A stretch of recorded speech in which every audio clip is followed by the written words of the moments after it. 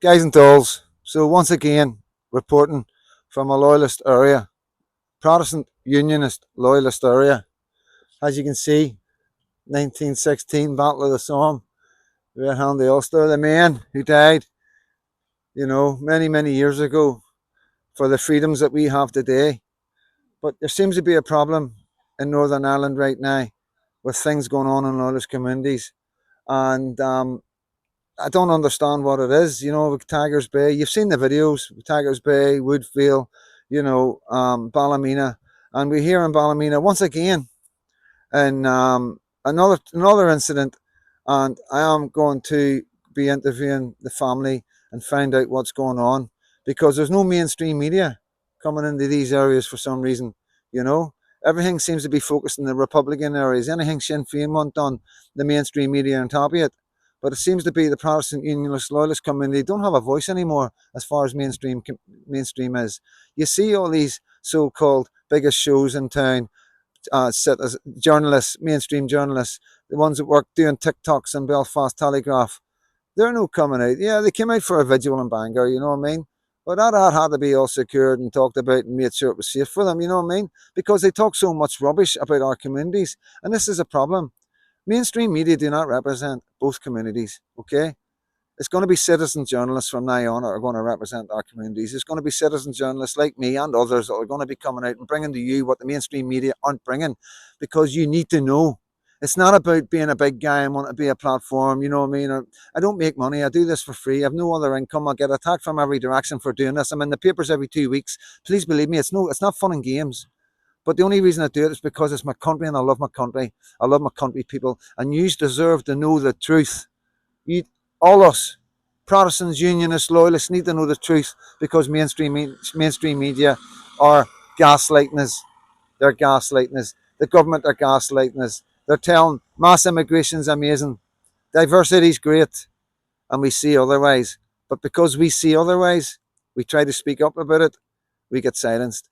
And that's why mainstream media aren't here. They're not silencing everybody, because some of us like me have got a voice. How long that'll last, I don't know. But mainstream media are being silenced. The biggest shows and all that, the Nolans and all that, the Belfast Telegraphs, you know what I mean, the Sunday World, nowhere to be seen. They're picking on Freedom Dad because I'm doing this. They're picking on Pinky because he's doing what he's doing. We're all doing everything we can for our children. And if it puts us in prison, it puts us in prison. If the government want to take us out, do whatever they want to do, at least I tried my best for my be lucky. And when she looks back, she knows I've tried my best. And that's why we're here. It's nothing else. It's not about content. It's not about views. It's not about likes. It's about bringing the truth to Northern Ireland and bringing awareness. So I'm Freedom Dad. I'm in Ballymena. Once again, let's go and speak to the family. Okay, Freedom Dad here, and we're in Ballymena, and I'm with a man called Graham, and he's going to tell you just a wee outline of what's happened in the last, how long, week? Since Friday night. Friday night. So would you tell the community of Northern Ireland and the extended community of Freedom Dad what's been going on? My daughter was out on Friday night down at the local Home Bargains and buying the granddaughter a present for doing well on nursery. She left the store just before 7 o'clock, walking up home on Queen Street. She was approached by a van which stopped. The sliding door at the side opened up. A male dressed in black with a hat, he was foreign, with a big bushy beard, jumped out, reached out for her, and at that same moment in time, a police car had cut up another car at the local roundabout, which made them trip the horn. That took his attention away from what he was doing. He looked round, he seen it, he jumped in the van, and the van drove off. That happened, I think it was bang on 7 o'clock, because at 7:01 she tried to ring me from her mobile phone, but for some reason her mobile phone wasn't working. Right, so just I'm going to stop you there and just deal with each bit that you're talking about.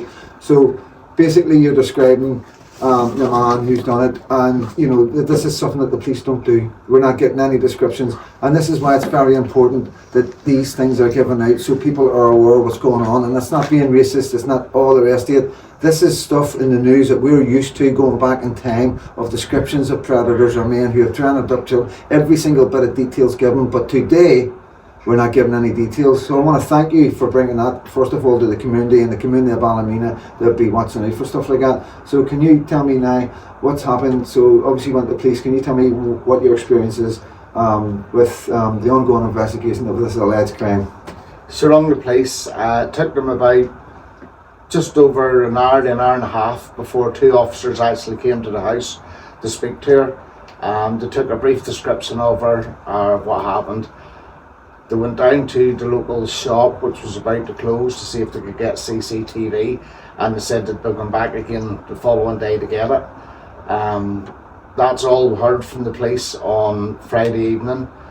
She heard nothing at all on Saturday from them, but on Sunday she got a telephone call just before 10:30 from CID, if she could make her way to Antrim station to be formally interviewed. That would have been a bit of a relief for him that they're actually being active and they're going to do something. That's how you must have felt at the time, yeah. So I ran her up to Antrim. I dropped her off at 20 to 1, and I had the Grand Wayne at home here with a wife who's not well, and I had to come back and help her, or I'd have sat in the interview.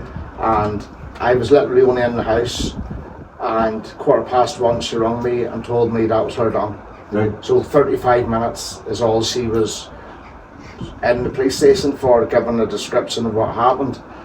And then they told her that they'd be in contact with her on either Tuesday evening or Wednesday evening to see whether or not she's still prepared to go forward with it and make a proper written statement. So there wasn't even a written statement. So I'd imagine when a crime gets committed and something so serious, they're not going to bring somebody in then ask them, are they going to be sure? Is that what basically they're saying? Well, we're going to come back to you just to make sure. Yeah, that's the way we're looking at it. They wrote down stuff roughly on paper, and basically that was it. And then they started asking her questions. So what kind of questions were they asking her? They asked her why she was out in the area where she was at, which she replied she was at Home Bargains, the local shop, buying my grandchild a present.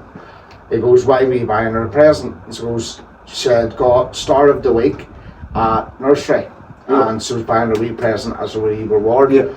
And they replied, could you not have done that online?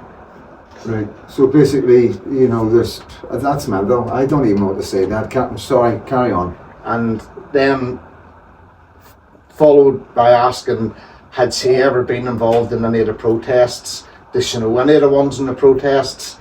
Asked her about her work. She works in a local nursery. And they asked, was there any foreigners at that nursery? She says yes. Why was she asking? She works in a nursery and they're asking her, was there any foreigners in the nursery? And she said there was a few. She got on well with them, because my daughter doesn't care what race you are, what religion. She gets on with everybody.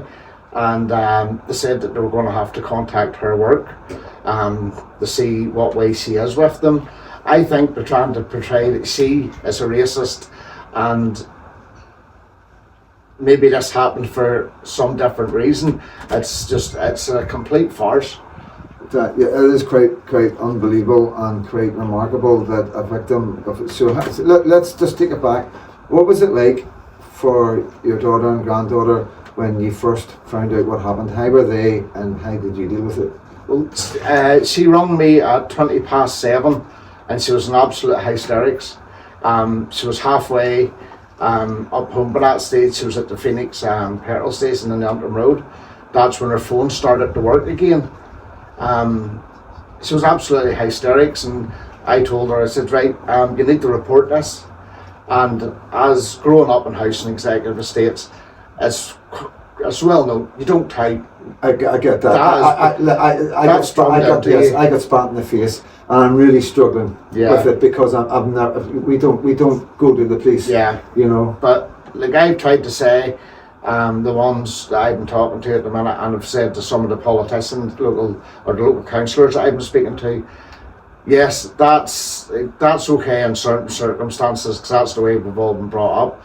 But when it's something as serious as this, and it's a crime where it's foreign nationals committing crimes against the locals, it has to go report it. Because if we commit a crime against them, they're reporting it, and then we're labelled as racist, as a hate crime. But it's the shoes on the other foot now. They're doing it to us, and we're all now starting to report it, which needs to be encouraged. People need to report. And we've now got victims here feeling like victims. Yeah. They're feeling like, you know, they've went through this ordeal, and then they're being questioned about the genuinity and the honesty, and like trying to find a way not to prosecute, not to investigate. That's what it looks like. The police know themselves, as well as I know, that the odds of catching the 3 men that were in that van that night are slim to none. Yeah. Because basically, if they do catch three men in that van, and they line them up against the other 3 men, and they ask her to pick them out, she's not going to be able to pick them out of a lineup. So it's her word against theirs.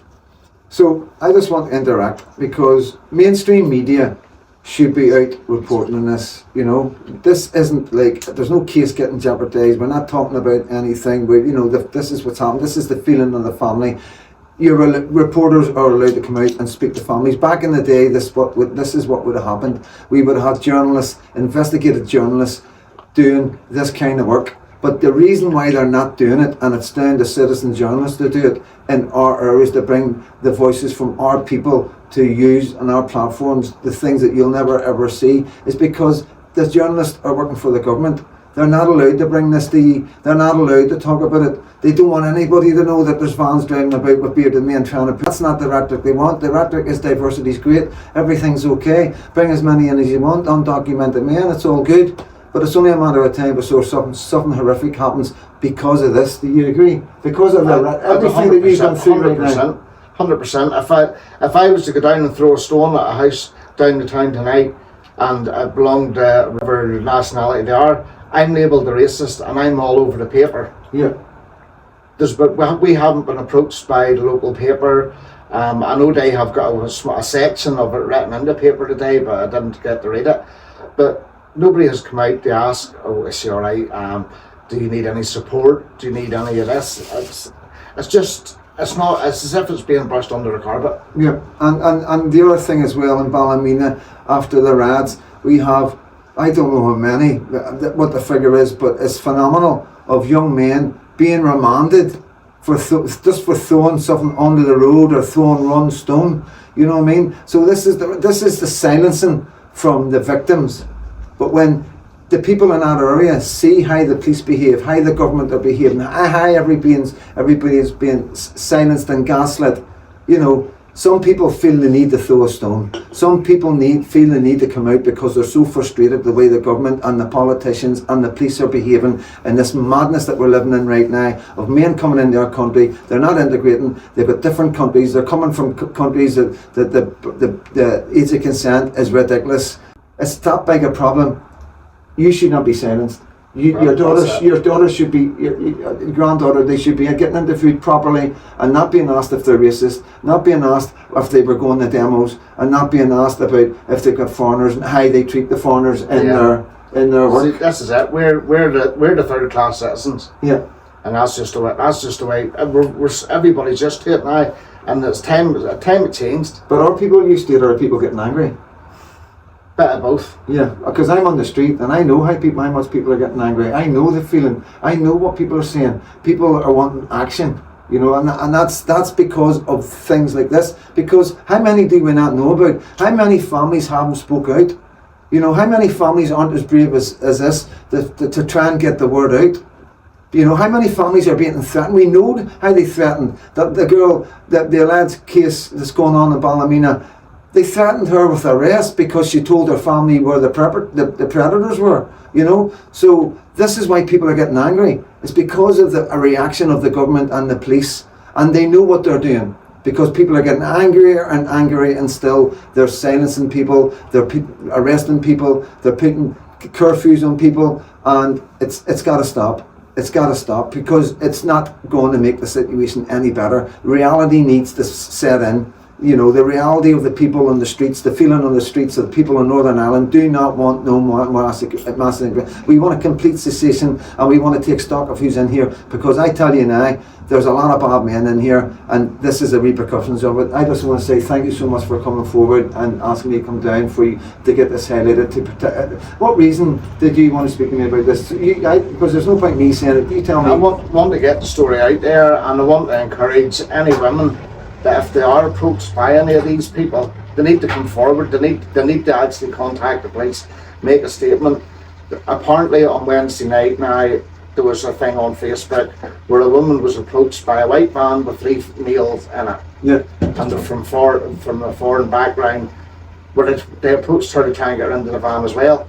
So instead of reporting it to the police, it was put on Facebook.